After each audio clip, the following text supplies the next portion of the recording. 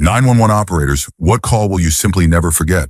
Story 1. Not me, but my sister is a dispatcher. One time she received a call from a man who said he had just killed his sister and brother. She kept him on the phone for 5 or 6 minutes to make sure he didn't run before officers arrived. She got him to admit they had all been drinking and playing cards, then got into an argument when one of them accused the other of cheating. The other two went to bed, but this guy stayed up stewing. Apparently he couldn't let it go. He shot each of them in their beds while they slept, then called 911. I heard a partial recording of the call, and she sounded calm AF. She told me she was screaming on the inside the entire time. Story 2. Student paramedic here. Had a call being generally broadcast over the radio when I was chilling in base with my mentor. We were on a 2-man car ambulance. The operator who was broadcasting said something along the lines of, female, reportedly unconscious, police on scene, major trauma, pause, CPR in progress, confirmed arrest by police on scene. My mentor looks at me. We're off in 30 minutes at the end of a night shift, but we go anyway. We're around the corner. Make it there in no time at all. There's police everywhere, at least 7 squad cars. I'm nervous as hell, and so is my mentor. As we approach the house, a man emerges, handcuffed by police. He looks content enough and smiles at us as we walk by. Police shout for us to hurry. We run over with equipment to the front door and are met with one of the worst scenes I've ever seen and will always stay in my mind. There's a woman lying on the ground with the left side of her head caved in, blood absolutely all over the place, and brain matter scattered around the floor too. Police are doing CPR. We stop them when we see the patient has signs of pooling in rigor mortis. I'm literally sweating and on the verge of tears. This is not how I wanted my shift to end. Then we hear from behind us more police in the house and the sounds of children. 2 kids are escorted out of a bedroom behind us with their eyes covered, and one of them asks, "What's going on? Where's mommy?" My heart melted. I've never been exactly traumatized by a job, but those kids being shielded from what just happened to their mother will stick with me forever. I bring equipment back to the ambulance as my mentor starts to do paperwork, and we wait for someone to move the body. Social services arrive and take the kids, blissfully unaware of what's just happened. Was off 3 hours late after all the paperwork and interviews with police. Story 3. This actually happened a few days ago. I'm an ER tech, but one of our unit secretaries, someone who transfers calls and does other important tasks that keep the place afloat, is an EMT in the next county over. I was waiting for a patient to return to their room, talking with her, when she looked down at her phone. She told me she has the dispatch app or whatever for ambulances and fire trucks, and every fire hall in the county had just received a call about a possible decomposing body. Apparently, the neighbor called about a terrible smell coming from the property. Hazmat was called and everything, expecting a dead human body. Once they broke into the house, they found that it wasn't a dead human, but 38 dogs in the house. 11 of the dogs were dead and in varying states of decomposition. The place is still pretty much under wraps, but 16 more dogs were found in the shed yesterday. The 2 people who own the house have since been arrested and charged with 51 counts of animal cruelty. All of the animals left alive were taken to the Humane Society, where half of the county has just about donated food or blankets. The whole thing is pretty messed up, but I now for sure respect the hell out of the EMTs and paramedics that walk through our doors every day. They really never know what they're going to see when they walk into a place. Story 4. I've been a 911 dispatcher for 11 years in a medium-sized center, population approximately 180,000. We have more than our share of crazy calls, but there are only a few calls that have stuck with me. For me, the ones that I can't get rid of aren't even close to being the craziest or most brutal. 7 to 8 years ago, I took a 911 call from a man who came home to find his adult sister had been raped and beaten. The suspect had wrapped a telephone cord around her neck, then tried to push her through the window of the apartment. He was understandably very distraught. She was still alive and was able to talk to me. She had not been blindfolded, and I was certain I could get a description of the person who had done this to her. She answered all of my other questions, but absolutely refused to give me any info on the suspect.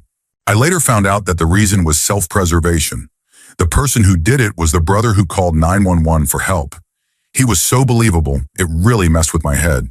I also felt horrible that I had continued pressing her for info when the person who hurt her was right there, and that I could have potentially put her in more danger without realizing. Story 5. I took a call from a man whose 1-year-old daughter fell in the pool while unattended. At the time of the call, she was not breathing, unresponsive, and had no pulse. My partner dispatched out fire and EMS while I was on the phone. Got the child's mother to start CPR. Fortunately, she was certified and didn't require very much instruction at all. Just had to tell her to count her compressions out loud so I could keep up. Before first responders arrived, the baby started breathing again. I believe she sustained some brain injury, but nothing life-threatening. Had to go take a walk around the block after that one. Please, please, please, if you aren't CPR certified, get certified. It very well may have been the difference between that child living and dying. On a lighter note, I also had a guy call in claiming he was having a heart attack. None of the info I got from this guy indicated he was even remotely at risk for one. Mid-20s male, average weight, no history of heart problems, or any other medical history for that matter. Turns out he had smoked some particularly strong pot about 30 minutes prior to calling. Absolutely nothing wrong with him other than he was stone stupid. We got a pretty good laugh out of that one. I also took a call from a kid who was about 10 years old who thought it would be funny to prank call 911. He started off by saying there was a fire. I could hear him giggling in the background. Followed that up with meowing at me over the phone. Managed to get a good location off the call and got his address. Read the address to him and asked if that's where he lives. Click. All right, got you now, you little troublemaker. Had a deputy go out to the house, as is our policy, and he explained the situation to the parents. Deputy told me later the kid got the scolding of a lifetime. Super gratifying. Story 6. This one still bothers me because it's so fresh and our community is hurting from it as well. Took a call from a hysterical woman advising me of a rollover crash that happened near her house. She lives near the top of a blind hill that people like to jump, like catching that butterfly feeling in your stomach, although you can get air in the right vehicle. She tells me that a girl is laying on the ground about 30 feet or so from the vehicle. When asked if the girl is alive, she says, "Oh yes, honey, she's wiggling around on the ground. My daughter is a nurse. She's checking on her now." Awesome. We hardly ever are lucky enough to have a trained professional on scene before a med unit can get there. But then she tells me her daughter is starting CPR. To be honest, that didn't surprise me.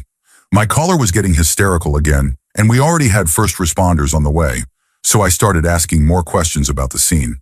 Her daughter breaks CPR to get on the phone with me. Tells me she can do compressions only, that the girl's jaw is completely gone. A bit stunned, I tell her to continue compressions. But rather than getting put back on with the original caller, I hear the scared voice of a teenage girl, the driver. Is my friend going to be okay? I can't find anything to say for a moment. Finally, after what seemed to be too long, I say, "They're doing CPR, dear, and we have help on the way. Are you and the other passenger okay?" "We're fine. Just please tell me she's okay." The girl on the ground was confirmed DOA. She had been laying down in the back seat without her seatbelt on because she had a headache. She was 15. Story 7. On my second full-time shift, it was about 11 p.m. on a Thursday.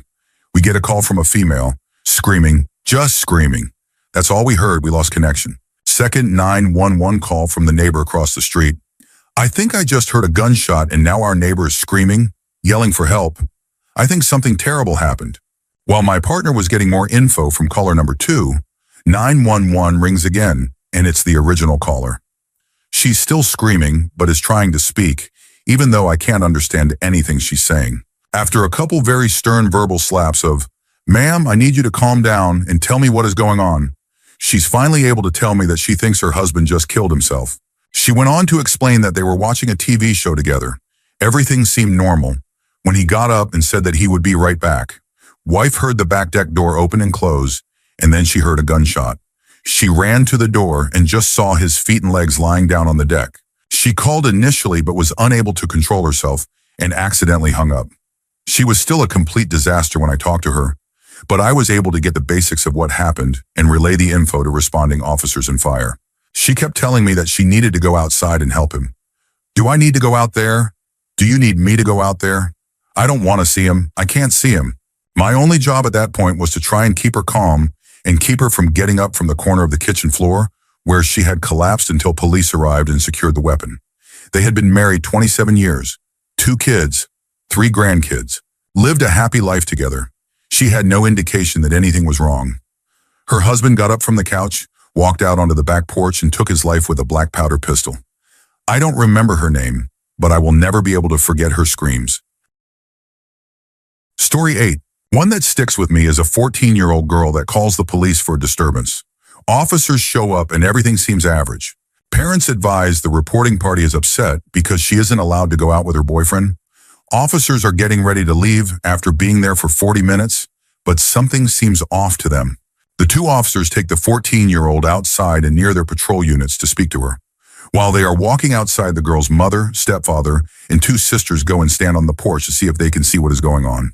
They are unable to hear due to the officers and girl being on the other side of the street. It was then when the stepfather started pacing and went inside. The girl breaks down and tells the officers that her stepdad has been sexually assaulting her for years, and he didn't want her to go see her boyfriend because he was jealous. The officers look up, and at that moment they see the stepfather shoot the mother in the back of the head. He proceeds to shoot the reporting party's older sister in the chest and her younger sister in the leg as they started running away.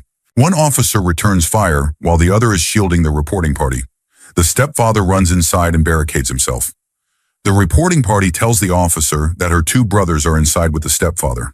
Backup arrives and surrounds the home. The officers make forced entry after they hear gunfire from inside. They storm the residence and find the stepfather has taken his life with his two biological sons in the same room. The mother died instantly. The older sister died instantly. The younger sister was hospitalized. I don't know if she made it, just know she was flown to a hospital miles away.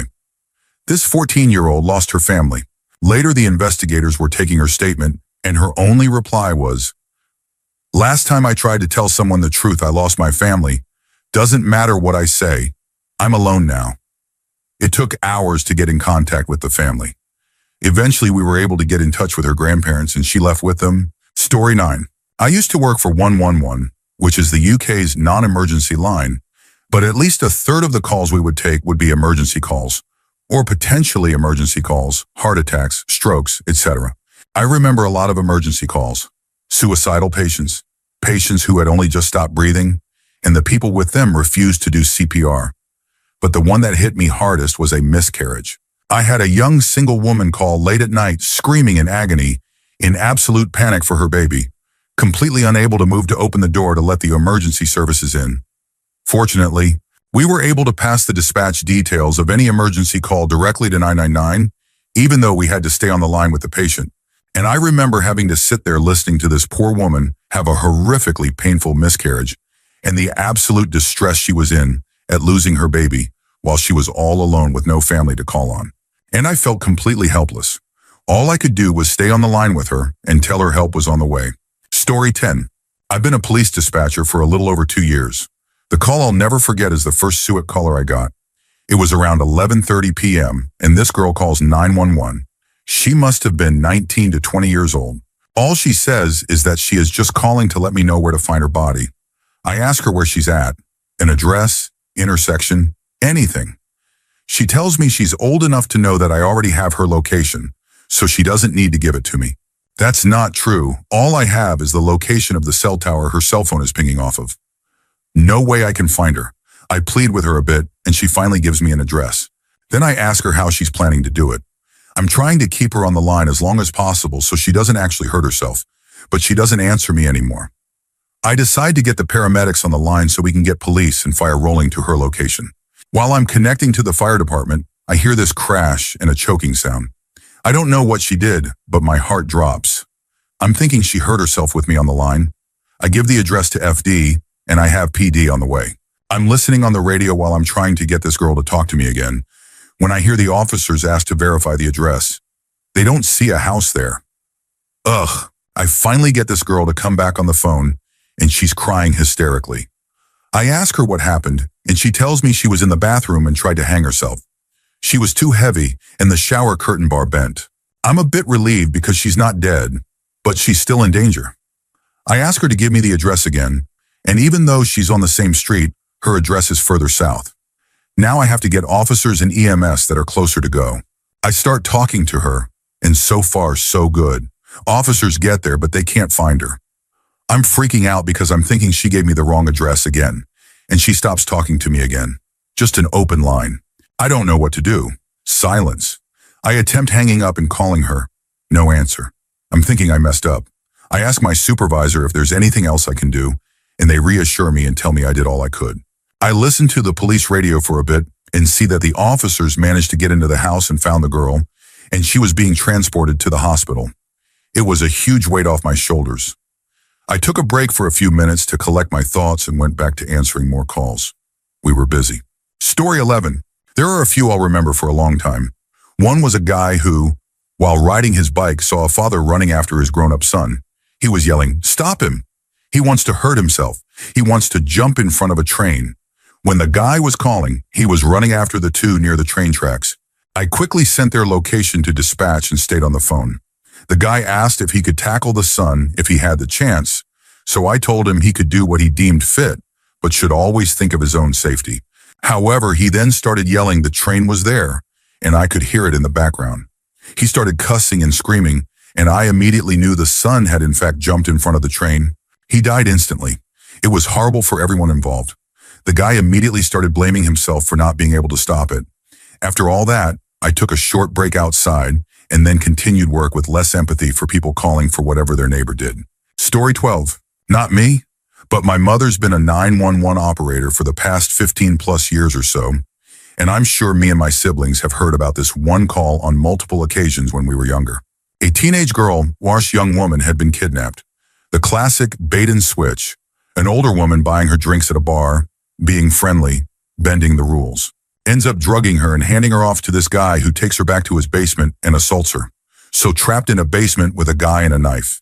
He had fallen asleep, and the girl manages to find or get a phone and call 911. My mother answers and essentially walks this girl through getting help, from peeking out the basement windows and trying to find a street sign or anything helpful.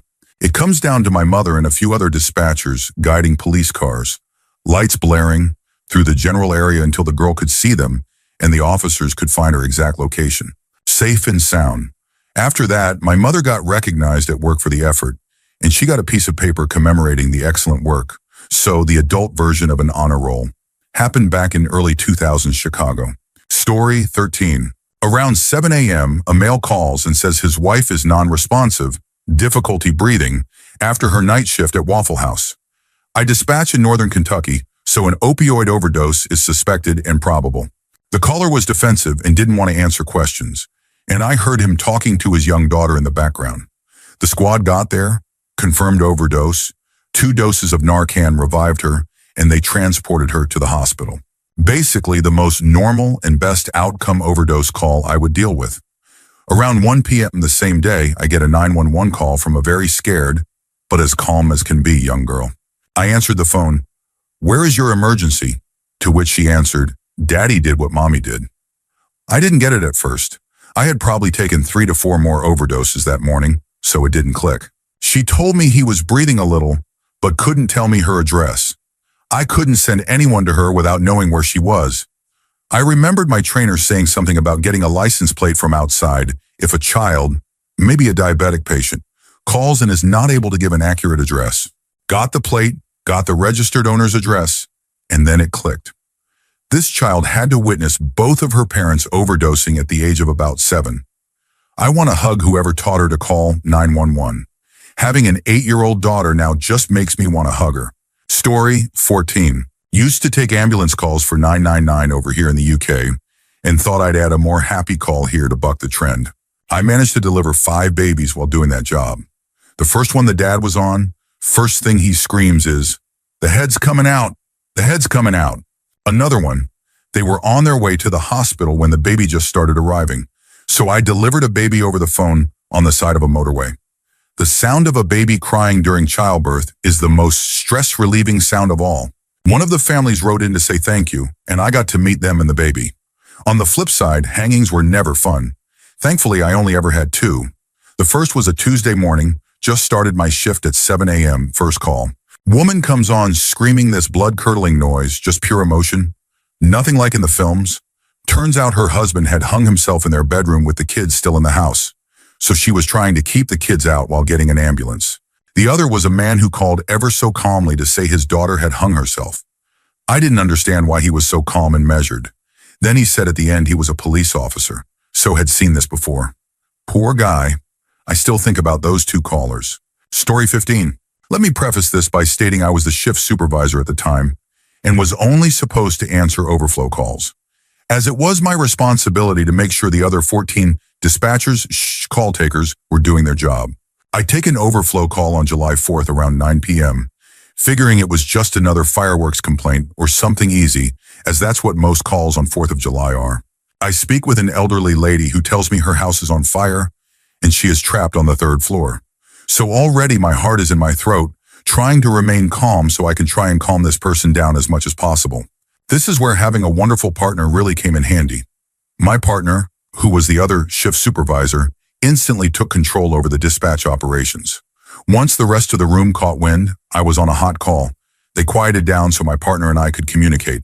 In the meantime, while he is getting the fire service dispatched, I am doing everything in my power to make sure the lady keeps talking to me. I ascertained as many details about the room and how to get there as I could. Had her try to open the window, because at this point the room is filling with smoke. The few minutes it took the fire department to get there felt like an eternity. It really felt like time stopped. Once the fire department arrived, they pull up and find the house is only 2 stories tall, even though the lady said she was on the 3rd floor. Here it turns out at street level it's only 2 stories, but looking at the back of the house it's 3 stories due to the slope. As the fire department begins making entry, the woman collapses. So at this point, I'm not sure if she's going to make it. After a few seconds of not hearing from her, I finally could hear the firefighters' SCBA. A little bit of relief. Something happens in my brain though. I'm not sure if it was because I was scared for the woman maybe not making it. Maybe I was scared for the firefighters. And being a firefighter for 13 years, I could be in their position at any point. But while I was on the phone, I broke down in tears. In the 8 years of doing 911, this was the call that broke me mentally. The firefighters were able to rescue her. She lived and is still living despite 70% 3rd-degree burns. As successful as the outcome was, it messed with my brain for a while. I've dealt with a lot of death, murder, and trauma in my time, but this was the one that got to me. I continued to do 911 for a few months after that, but I'm not sure if it was depression or PTSD or some other kind of issue. I ended up resigning. It was to the point when I was home, I really wasn't home. It was affecting my relationship. Only recently have I made appointments to go get professional help. For any other emergency responders or anyone, for that matter, thank you for all you do. But seriously, if you're not feeling okay, get some help. It's not something to keep putting off. Story 16. Not an operator myself, and this happened in the UK. My sister had mental health issues since about 11. As a regular self-harmer, in November 2018, she cut a vein in her arm and rang for an ambulance or paramedic assistance.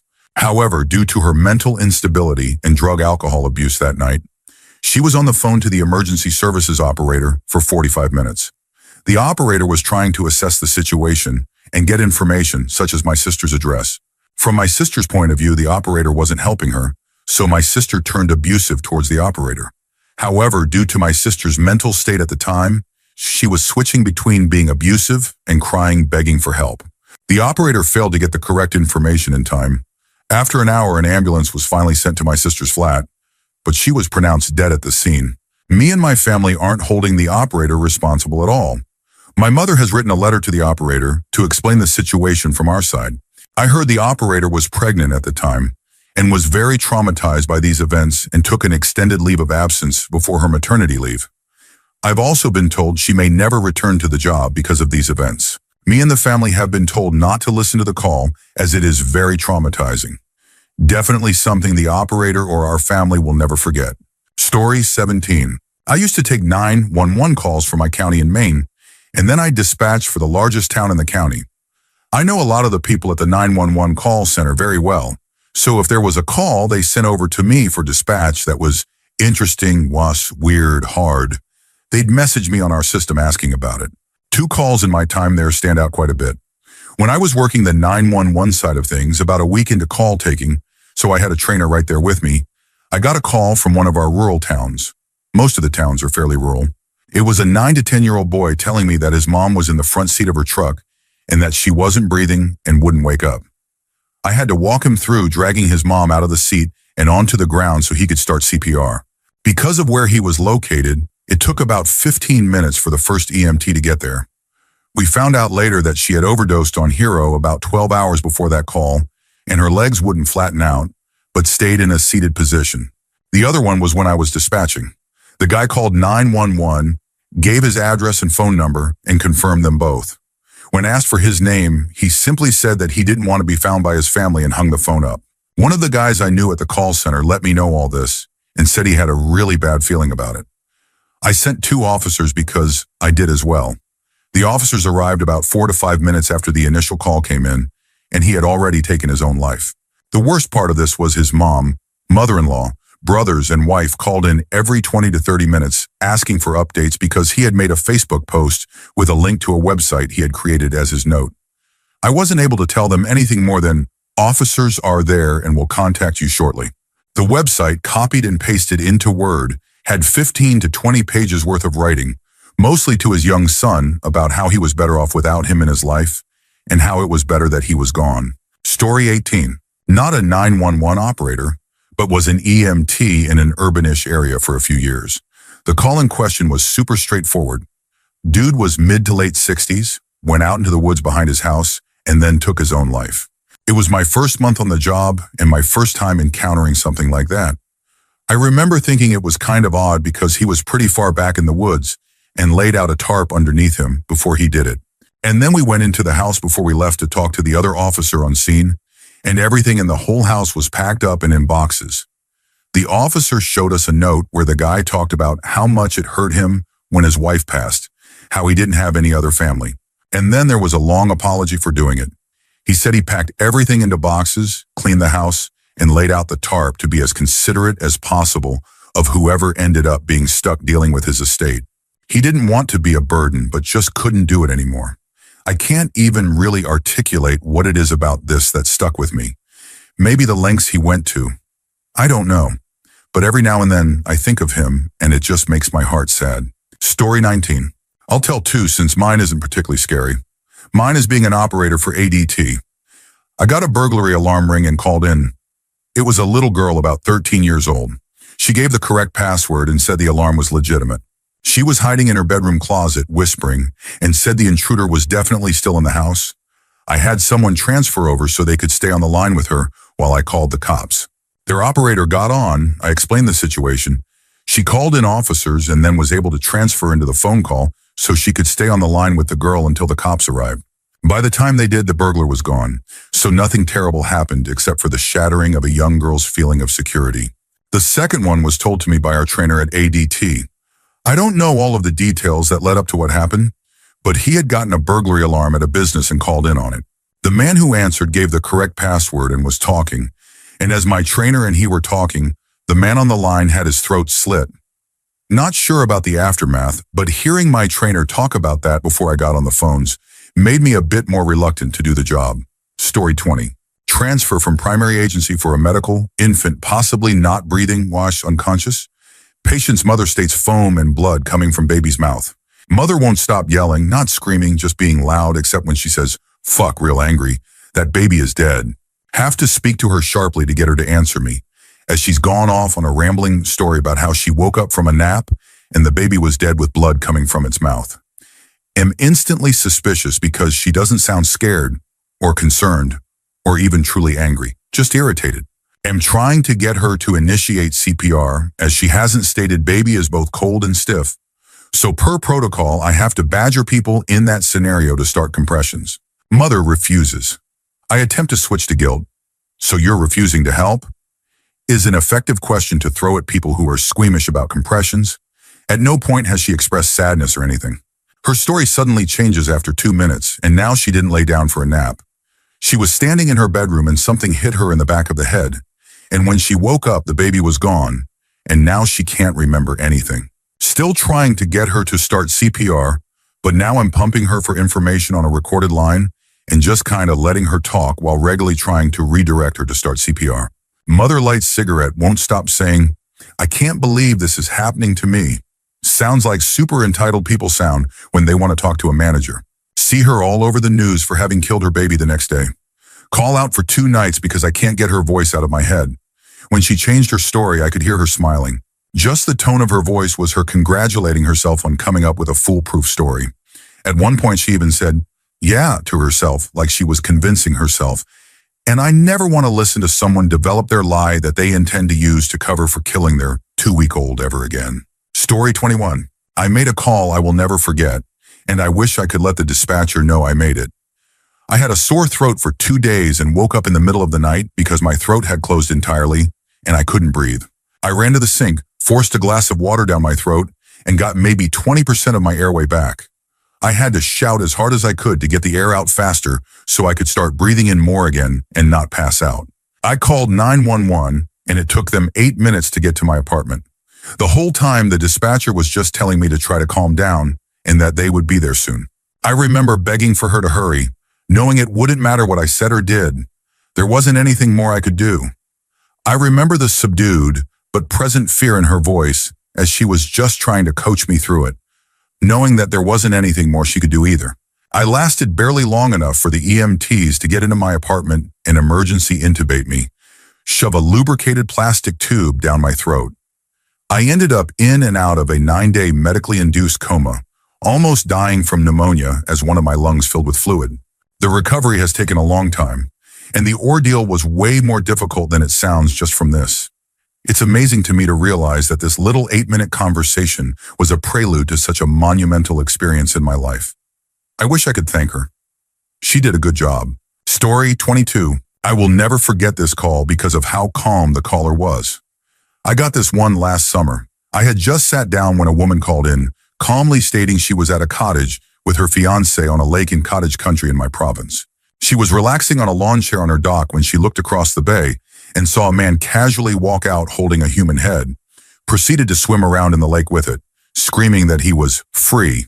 I remember feeling absolutely horrible because I had to tell her that she couldn't go inside or look away because I needed to know exactly where the man was for officer safety reasons.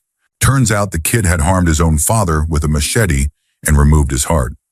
The more senior operators even told me they felt sorry for me and that they had never seen anything like that. Another call I won't forget is a girl who was killed in a crash when she, her cousin, and her sister were driving home from a party. They hit a tree and her sister called in. She said specifically there were 2 of us and 1 body. When I asked how she knew her sister was gone, she simply stated, she doesn't have a head anymore. For some reason, the hysterical callers never really stuck. It was always the super calm ones. Story 23. I don't know if this will ever see the light of day on this post, but I've been a police officer for the better part of 2 years. In my short tenure, I have had the great pleasure of saving a few lives, including a 2-year-old who was purple and at the bottom of a pool when I arrived on scene. She lived, and oddly enough, I went to school with the parents of this child. However, that is unfortunately not my most memorable call. It has to be a tie between 2 of the more gruesome scenes I have ever had to handle. The first was in a parent's Suic. We were just clearing the station, and the call goes out that this man had just taken his own life in the bathroom while his wife was in the shower. Sure enough, the whole squad and I show up, and out this lady runs holding a 2-year-old baby, screaming in horror, crying and begging for us to save him. However, there wasn't much left to save. Single incident to the head and a traumatic scene. As I entered the room and smelled the iron in the air, I verified with rescue that he was gone and proceeded to comfort the wife. The lady sobbed on my shoulder for 10 minutes, asking me why, asking me how, asking me what was it that she did. To this day, I can't shake the feeling I get when I pass that neighborhood. My second story is quite simple and short. After working a scene for a shooting, I get sent on a welfare check. I work in a rural area. However, our county stretches wide, and I end up west into a large swampland. The area is primarily inhabited by migrant workers and people who just prefer simpler living away from society. Essentially, I arrive at this shanty town of 3 to 4 makeshift trailers with racked-on porches. I wouldn't call the living conditions fit for an animal, truth be told. My reporting person was a 45-year-old male who hadn't heard from his 75-year-old father in 2 weeks. Upon my arrival, I could smell the smell. If you work in this line of work, you know what I'm talking about. It's the one where your skin crawls and you are already thinking, I'm going to need to grab the tape. I don't do just that yet. I make my way to the trailer where the smell is becoming more rancid. Upon the doorsteps to the porch lay the remains of a kitten, skeletal and partially intact, yet to be picked off by vermin. I approach the trailer door, and from the bottom of the door I can see the spill. For those of you who don't know, once the human body sits for too long, it essentially liquefies. This man was so far gone that his spill had been seeping out. I have fire rescue break the door down, and sure enough, right off the bedside is the father. Long gone, essentially decomposed after having sat inside of a trailer for at least a week and a half in southern Florida heat and humidity in the summertime. It is the sight of a human body, so decayed and so far gone, that I will never forget.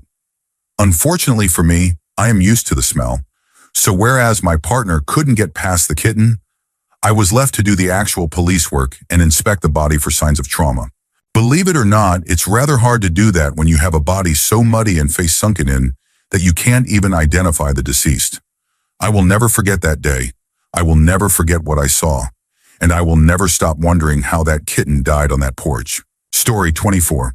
There are so many I'll never forget as long as I live. But there are two that stand out.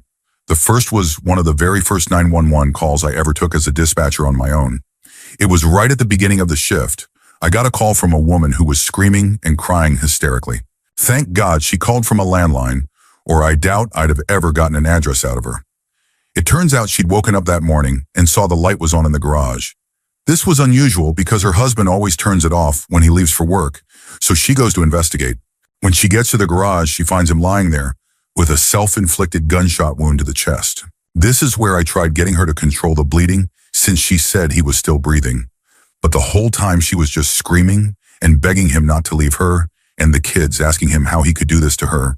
Her screams and pleading cries are something I can still hear clear as day, and it's been almost a decade. Unfortunately, there was nothing we could do even though we made it on scene within 6 minutes from the start of the call. The second has a happier ending. It was the wee hours of the morning when the call came in. It was a woman who was frantic and hysterical. Her 6-month-old infant was unconscious, not breathing, and had turned blue. I got the call entered, then started trying to walk her through infant CPR. I had to speak a little more forcefully than normal to get her attention and break through the hysterics to get her to listen to me. But finally she did and started CPR. I kept pace for her and kept encouraging her until responders got on scene and took over. They were able to get a pulse back, and by the time they got to the hospital, the infant was breathing on its own again. I will always remember that one, because even if I never have another successful CPR call, at least it made a difference once when it really counted. Story 25. I'm no operator, but I know of a good one that no one in my family will ever forget. My cousin has fetal alcohol syndrome and paranoid schizophrenia.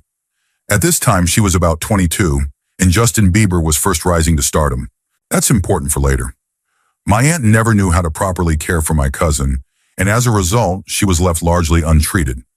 My aunt put her in a small apartment in a bad part of town, and my cousin started getting in trouble with the authorities. A lot. She didn't know how to take care of herself and would break the law without even realizing it. Stealing, public nudity, touching or threatening people. And since police don't know how to handle someone like her, she'd get scared and fight back. Lots of arrests for assaulting an officer. Her apartment was also regularly burgled since people started figuring out that she didn't lock her doors. And if they stole her TV, a new one would magically appear, courtesy of my aunt, to steal again. My cousin never called these in, however. One day my aunt is contacted by the police regarding my cousin, and we're all assuming it's the usual. But they say she reported breaking and entering, as well as burglary and kidnapping.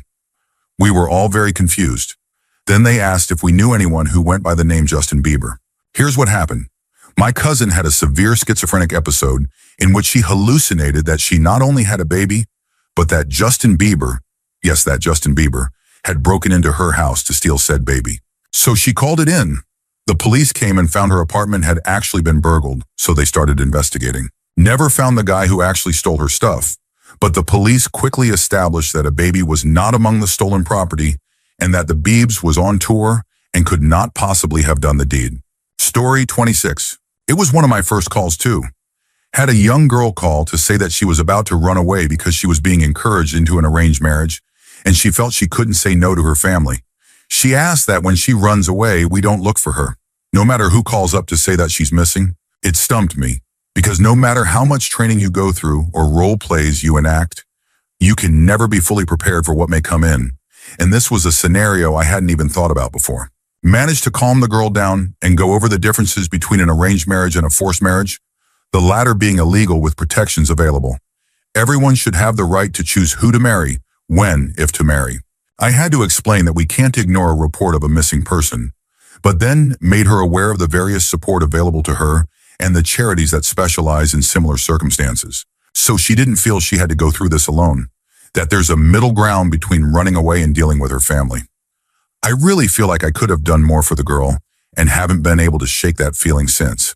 Story 27. Listening to a husband watch his wife die in front of him whilst his ambulance was off chasing a hoax call. I'm a 999 call handler for the ambulance service in the UK, so I only deal with medical calls. I took a call from a man whose wife, in her mid-60s, had collapsed in the bathroom. She was still conscious and breathing, but was really poorly. Something seemed off, so I stayed on the line. This was coded as a call requiring an emergency response, but not the top priority. So when my colleague next to me took a call for a top priority case about 10 miles from my address, the crew who had been driving to mine got reassigned to that job. I got another ambulance assigned pretty quickly, but it was from further away, adding 15 minutes to the wait.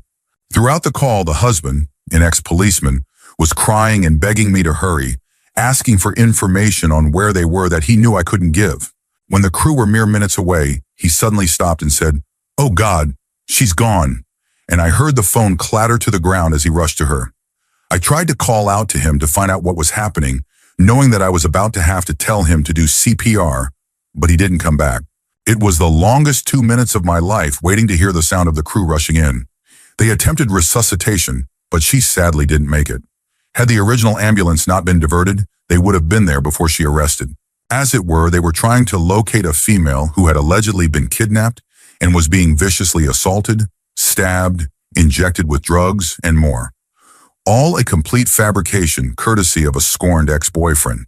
To add to this, my colleague next to me taking this call knew it was a hoax, but we cannot judge the integrity of the caller and had to take it seriously. Some angry ex-boyfriend thought wasting an ambulance was all fun and game, whilst a man watched his life partner die in front of him. I cried so much with anger, sadness, and frustration. I know there's nothing I could do, but I still feel like I failed that man. We advised the police of what happened, but I doubt anything will come of it. I just hope that man can carry on with his life and doesn't blame me for what happened. Story 28. Got a 911 call from a hysterical 13-year-old girl saying someone was in her house trying to hurt her and her mom. Mom grabs the phone from her and tells me her husband has been shot and is dying. She took herself and her son and daughter upstairs and locked themselves in a bedroom. I was able to get the address, the name of the suspect, their neighbor, and a basic description: male, white, gray sweatshirt. I ask if he came on foot or in a vehicle, and I don't get any type of response, and I'm left with an open line. I start hearing slamming and shrieking followed by gunshots, which aren't as loud as you'd think over the phone. More shrieks of terror and then silence. The suspect had kicked in the door, shot and killed the mother and her 8-year-old son, and shot the 13-year-old daughter through her hands and into her face. She was the only one that survived.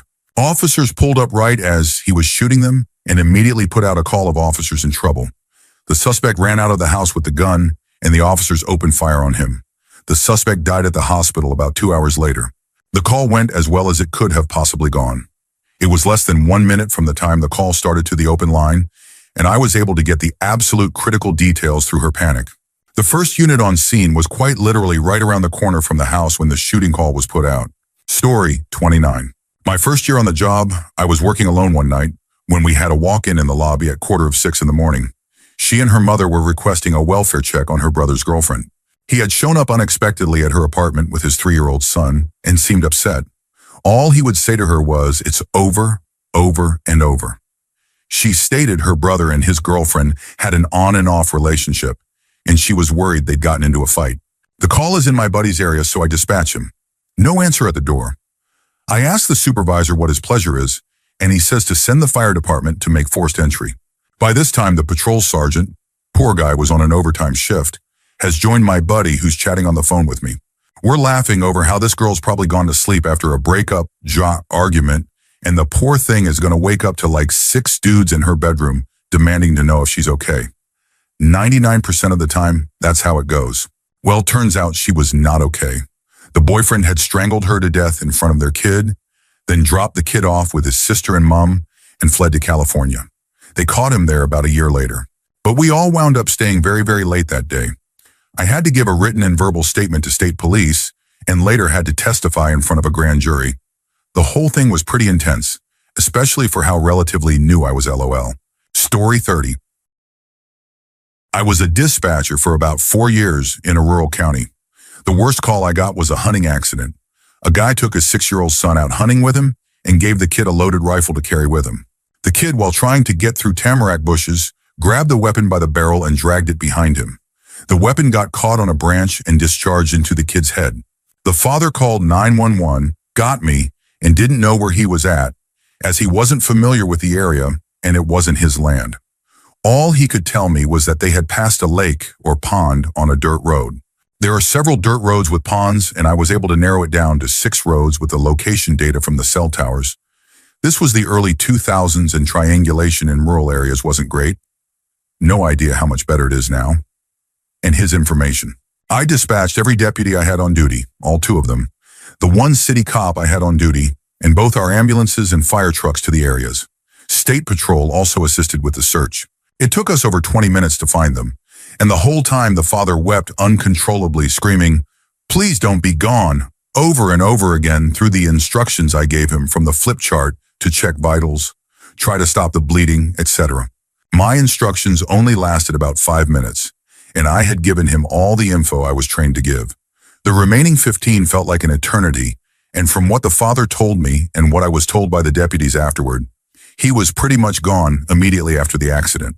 The EMTs still went through with their routines and loaded the child in the ambulance because none of them felt comfortable doing otherwise in the situation. This was my first shift back after the birth of my son, so I think that's why it sticks with me. Story 31. I was recently released from training, and I got a call that someone fell out a window and onto a wrought iron fence. Then I got a call from someone else that her boyfriend was high off PCP and tried to fly. Needless to say, he didn't survive. He made it all the way to the ER ambulance bay with a section of fence impaling him, then went into cardiac arrest. Second one I remember is a call for a bad motorcycle accident on the highway. The first call I got, the guy said the bike just rammed full speed into the back of a box truck and exploded into flames. Got a whole bunch of calls describing the bodies as being strewn over the road. The first officers on scene instantly said we had 2 DOAs. The woman was burned beyond recognition, and the man's entire face was gone, ripped away from crashing and sliding on the roadway. The bike was so burned they couldn't run the plates or VIN, and their wallets burned so they had no ID to look at. There was a bag, all of the contents spilled over the roadway, and it was filled with baby supplies. Turns out the woman was on a quick run to fetch supplies for her baby and never made it back. The officers managed to identify the victims because family members were nearby and heard of the accident and knew they'd gone out just a short while beforehand. Story 32. It's been years now, but I worked for a private ambulance service that the 911 dispatch routed calls to so we could prioritize and send the ambulance. We were busy enough where there should have been 2 of us, but there rarely was. Calm night, 1 truck on a non-emergency call, and then all hell broke loose. Got a direct call for a suicidal subject who had a gun and was planning to use it. So I needed to get people en route, including police, to protect my crews. And the floodgates opened. I took 9 emergency calls in the next 4 minutes, and at one point had 3 active phones.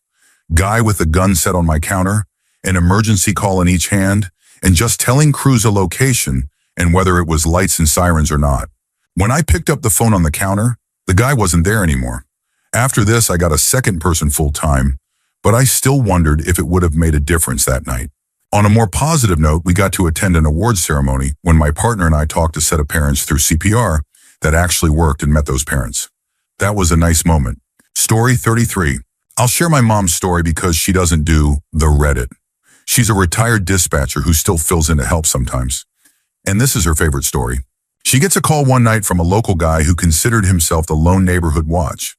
Incidentally, we'd seen him a lot because he mostly patrolled, and I use that term loosely, an area near our house.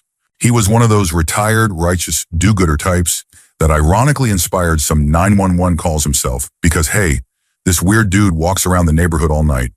He'd call in a lot to report suspicious behavior. Real menacing stuff like kids on bikes after dark or a car driving down a cul-de-sac only to turn around and drive out of it. One night, he calls around 2 a.m., and he's in complete hysterics. A group of kids had assaulted him. My mom starts to take the info of where he's at, how badly is he injured, and all those details. She's thinking an ambulance will be needed and starting to really worry for this cantankerous doom merchant when he reveals that, well, he's not really hurt. He was on his nightly patrol when a group of kids in a car had the audacity to drive by and assault him. With what weapon? A gun? A rock? Their fists? No, they had thrown half a banana at him. So, she keeps herself from losing it, laughing at her console, and says she'll have an officer contact him to take a report on this banana incident, and they hang up.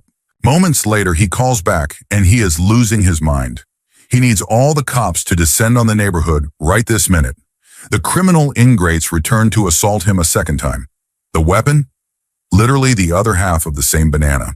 This guy was a card. She has a lot of sad and traumatic stories, but also a lot of funny ones. 9/11 dispatchers deal with seriously awful moments, but I think most of her days just required consistent patience and empathy. The majority of her calls were from people who were drunk or high, spending most of the call yelling at her, local people with mental health needs who were scared or confused, and a lot of calls just for information to the non-emergency line. Story 34. It was around Valentine's Day. We received a call from a business in our town that said they had a young child, 2 to 4 years old, on the line and weren't able to transfer them to us. The kids said something about their parents and how they weren't waking up. The business was fortunately able to get the number off their caller ID. While we were waiting to receive our first pings from the cell company, I took the number and worked my magic. I've got multiple ways I've found where I can look up all kinds of stuff from a phone number, including names and addresses. I found a possible address that was 2 cities away from us. I cross-referenced the name with voter records and came up with the same address. I began to send a terminal message to that agency to start a welfare check. About when I did that, we got the first ping. The ping was garbage. Instead of being down to several meters, it gave us the distance of 5 miles within that cell tower, which normally you wouldn't be able to do hardly anything with. But that 5-mile radius contained that address I found in that city. I sent the ping info to that agency. They got there and found the child. It was a murder-suicide of the parents and looked like a scene from a crime show in the bloody container. The child was safe and unharmed.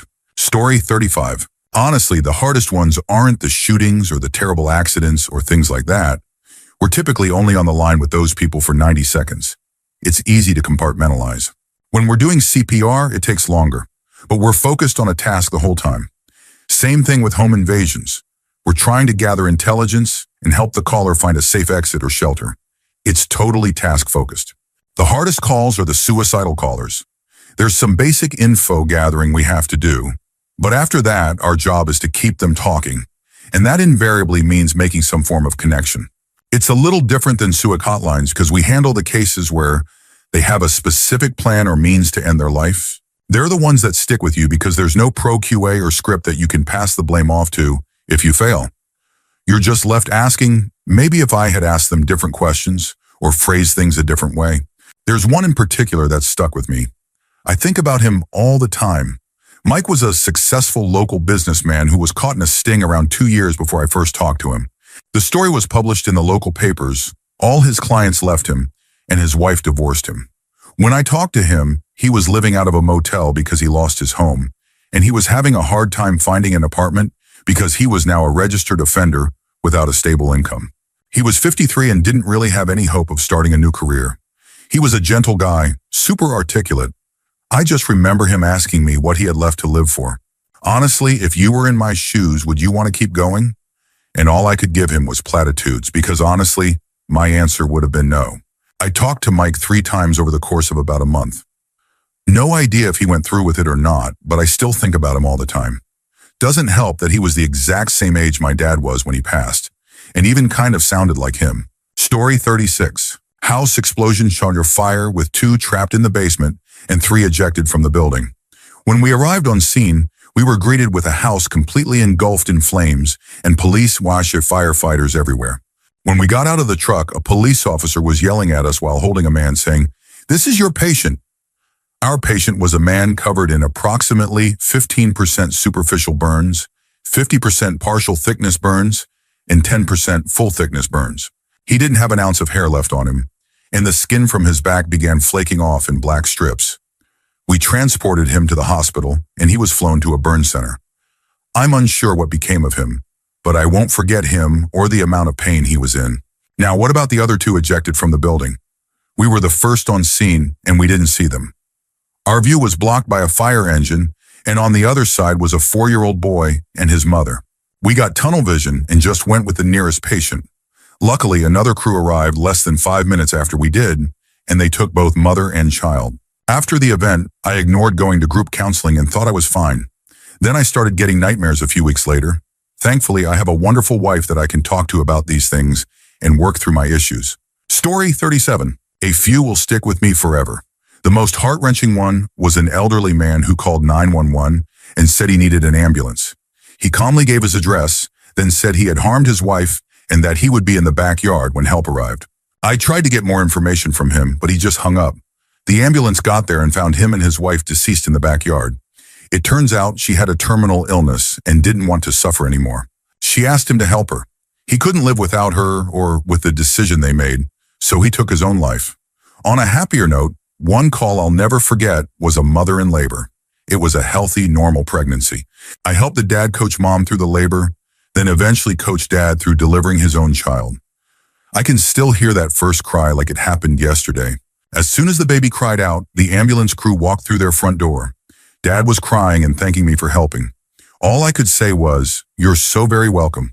Congratulations, Dad." Also, on a somewhat happy note, this call is the one I'm most proud of. I had a mom call 911 for her teenage son because he was not breathing. He had some sort of rare form of vocal cord dysfunction, where his vocal cords tightened so much that he couldn't take a breath in. 911 dispatchers have guide cards to help with common ailments. The card for someone who is not breathing instructs you to give CPR. The boy was still conscious, but he just couldn't take in a breath. So CPR would have been pointless, and just giving rescue breaths would have possibly torn his vocal cords, or more likely, would have been completely ineffective. I had to think back to my voice lessons as a child. Raising the chin lengthens the vocal cords. I told Mom to have the boy raise his chin. He raised his chin, and I heard a huge gasp of air. It had worked. Then Mom says excitedly, "He took a breath." Oh my God, he took a breath. But now he can't exhale. If raising the chin lengthens the cords, then lowering it must loosen them, right?